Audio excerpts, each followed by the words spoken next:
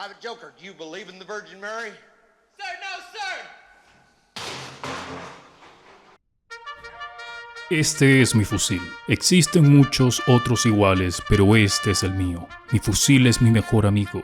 Mi fusil es mi vida. Debo dominarlo tanto como domino mi vida. Sin mí, mi fusil es inútil. Sin mi fusil, yo sería inútil.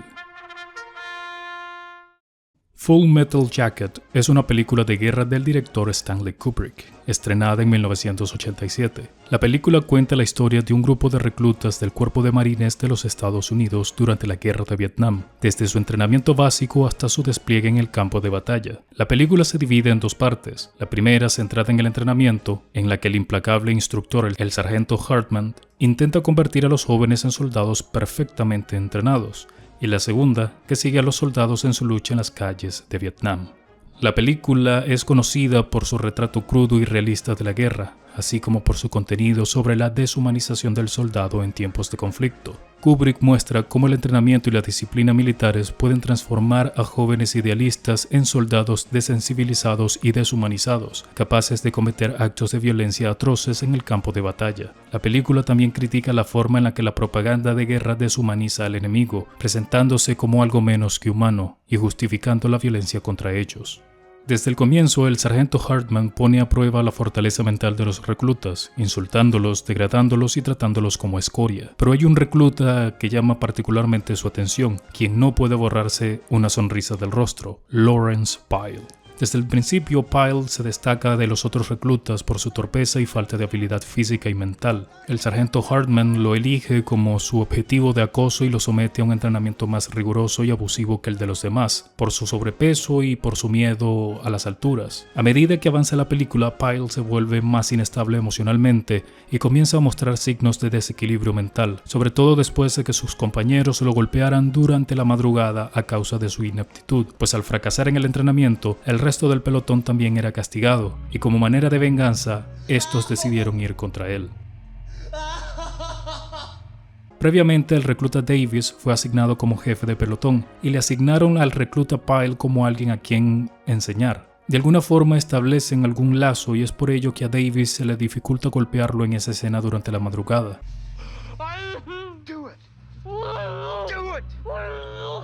Lo cual nos muestra cómo un hombre hace algo que no quiere, pero es empujado por el grupo a hacerlo. Después de ese evento traumático para el recluta Pyle, mejora considerablemente en su rendimiento físico y muestra su aptitud en el uso del fusil, hasta el punto de ser felicitado por el sargento Hartman. Todo el pelotón ingresa a los marines en distintas funciones, incluido Pyle en la infantería. Aquí es donde todos pensamos que nuestros héroes alcanzaron su gran objetivo. Todos defenderán a su país de la amenaza comunista y estarán en la guerra como hermanos.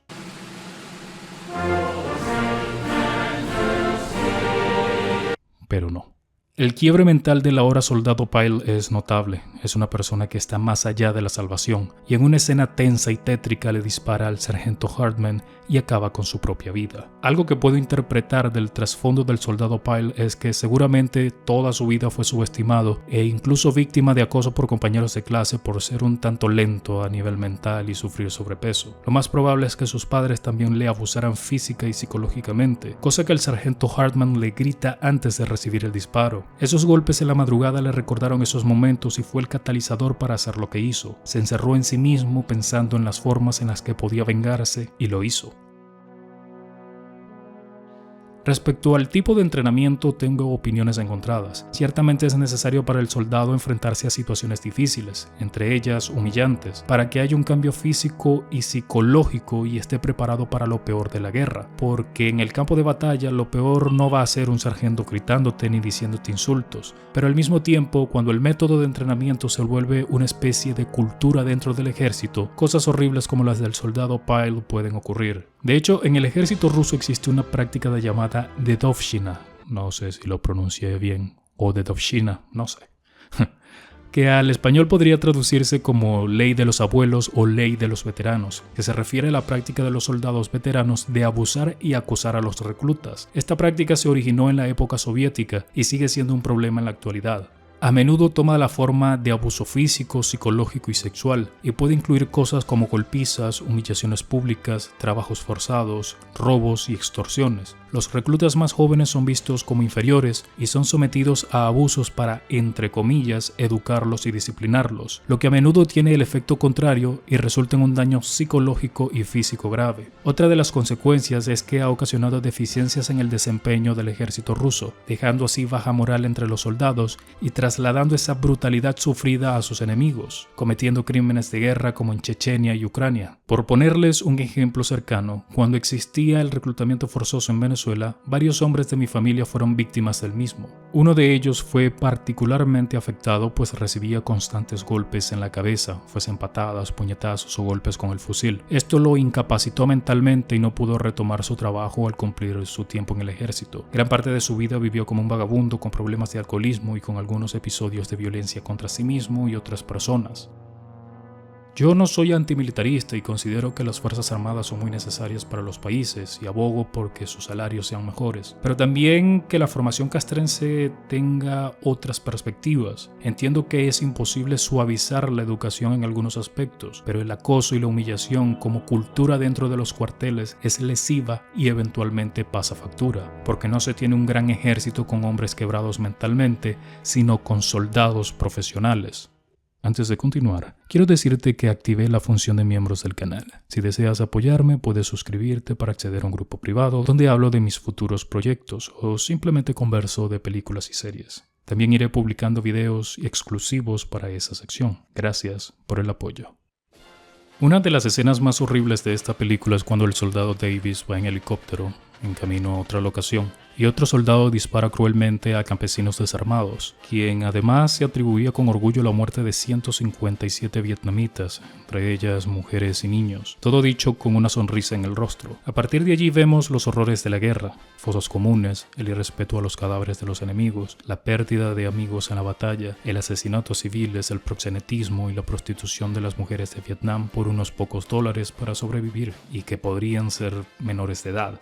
Pero el punto álgido es cuando un francotirador pone en jaque al soldado Davis y a todo su grupo. Durante horas intentaron dilucidar de dónde venían esos disparos y dónde estaba oculto, y cuando por fin la encuentran, descubren que es una niña. El soldado Davis se encuentra en la misma dicotomía que en la primera parte de la película cuando tuvo que golpear a Pyle. El grupo hace el trabajo, pero él tiene que dar el golpe final, y aunque no quiere hacerlo, lo hace incitado por sus camaradas.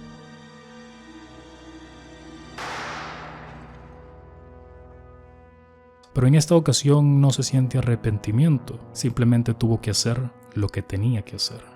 Aunque la participación de los niños soldados no fue tan común en la guerra de Vietnam como en otros conflictos armados, hubo algunos casos documentados de adolescentes que lucharon en ambos bandos del conflicto. En el lado estadounidense se sabe que algunos jóvenes mentían sobre su edad para poder unirse al ejército. Se estima que alrededor de 20,000 soldados estadounidenses que sirvieron en Vietnam tenían menos de 18 años. En el lado del Vietcong se sabe que algunos niños fueron reclutados y utilizados como combatientes o para llevar suministros a las unidades militares.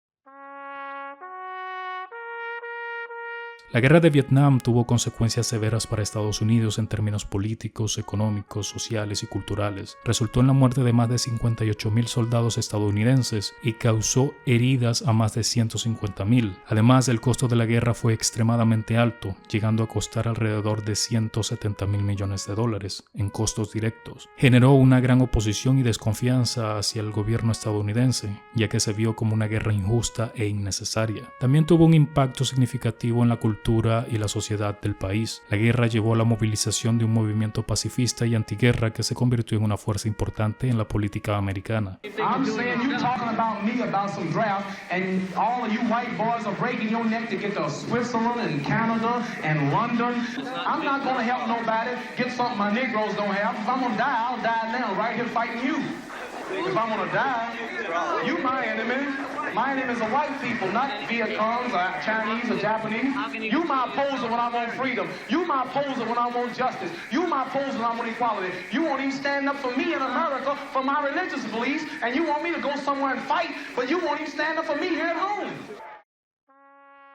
Después de la guerra, Estados Unidos se alejó de la intervención militar directa y adoptando una postura más cautelosa, pero todo eso acabó con la guerra de Afganistán y la invasión a Irak después del atentado a las Torres Gemelas. Es difícil proporcionar una cifra precisa sobre el número de veteranos de la guerra de Vietnam abandonados en Estados Unidos. Sin embargo, se sabe que hay un número significativo que sufren de problemas de salud mental, discapacidades físicas y falta de recursos. Según un informe del Departamento de Asuntos de Veteranos de Estados Unidos, se estimó que alrededor de un tercio de los veteranos de guerra de Vietnam tienen problemas de salud mental, como trastorno de estrés postraumático, depresión y ansiedad. Además, un informe de la Comisión de Asuntos de Veteranos de la Cámara de Representantes de Estados Unidos reveló que hay más de 50,000 sin hogar y que los veteranos representan alrededor del 11% de la población de personas sin hogar. Al final del día, todos los soldados son en menor o mayor medida víctimas y también verdugos. Son solo peones que se mueven en función de los intereses de los políticos y que cuando ya no les resultan útiles, los desechan y abandonan a su suerte con problemas mentales severos o una situación económica deplorable. En general, la deshumanización en la guerra puede ocurrir de muchas formas y puede tener un impacto duradero en la vida de los soldados que regresan a casa. Los soldados experimentan violencia y muerte a diario, lo que puede llevar a la desensibilización emocional. La muerte y la violencia se vuelven parte de su rutina diaria y esto puede llevar a la pérdida de la empatía. Este es un tema que suele tocar Clint Eastwood en sus películas y American Sniper es un ejemplo de ello. Una película de culto cuyo personaje es un veterano de la guerra de Vietnam es Taxi Driver, y vemos cómo a su personaje principal lo carcome la soledad, la falta de propósito, la incapacidad para establecer una relación sana con una mujer, el aislamiento emocional y la ideación suicida. Otra película que menciona esta guerra es Forrest Gump, cuyo personaje participó como soldado, o la serie Mad Men, que habla de los momentos previos del inicio de la guerra y cómo los hombres estaban temerosos de ser reclutados o que estallara una tercera guerra mundial, teniendo personajes que ya habían participado en la Segunda Guerra Mundial y otros en la Guerra de Corea. Recuerda que si te gustó este video, dale like y aporta tu opinión de la película en comentarios. También comparte el video porque eso me ayuda a crecer. Para formar parte de esta Ludus, tan solo tienes que suscribirte y activar la campanita. Muchas gracias por escucharme y hasta pronto.